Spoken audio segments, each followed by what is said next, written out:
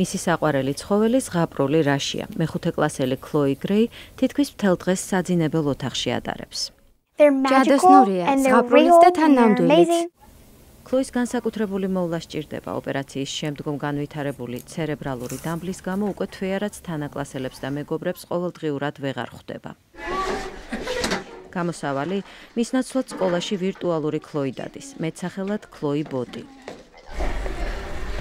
რობოტს ქლოი დისტანციურად საკუთარი საწოლი ოთახიდან მართავს. დამხმარე ვებგვერდია Double Robotics. პრაქტიკულად ეს ძრავიანი iPad-ია. ქლოი, დაღლილით. 150 გრადუსიანი ვიდეო თვალი კლასის დათვალიერების და მასწავლებლის მოსმენის საშუალებას იძლევა. რას ვაკეთებ პირველ რიგში? ხელი აწიეთ და მითხარით. რობოტის დახმარებით ის კლასში მეცადინეობს და ჯგუფურ პროექტებშიც მონაწილეობს. მასწავლებლის კითხვებსაც პასუხობს. ქლოი, შენი ჯგუფი რას მეტყვის? ეს მონაცემთა ბაზას დაეხმარებოდა. ასე მგონია ხოლმე რომ ვიცი სწორი პასუხი, ბეც ვცდი და მე რომ ნახოთ რა იქნება თქო, ვაშა, სწორი პასუხია, მოვიგე. როგორ უნდა გაიგოს მასწავლებელმა, რომ ქლოიმ საპასუხოდ ხელი აწია? თაგუნას მეშვეობით ქლოი ბოტი მაღლა იწევს დაახლოებით მასწავლებლის თვალის სიმაღლეზე.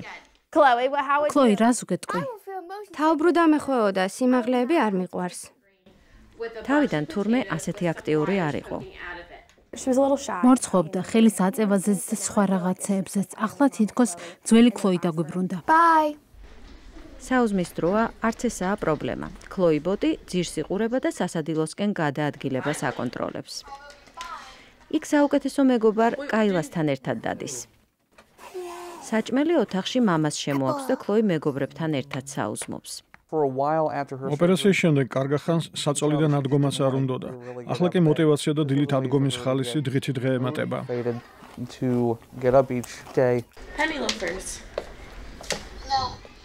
სკოლის შემდეგ ქლოი ბოტი ბატარეის დასამუხტი ოთახისკენ მიეშურება. რობოტი დაახლოებით $3,000 ღირს. სკოლას 3 ასეთი რობოტი ყავს, რომელიც საქველმოქმედო ორგანიზაციისგან მიიღო. მეხმარება, ძალიან მეხმარება.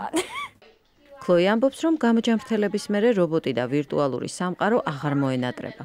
ეს მხოლოდ დროებითი საჭიროებით ნაკარნახევი საუკეთესო გამოსავალია.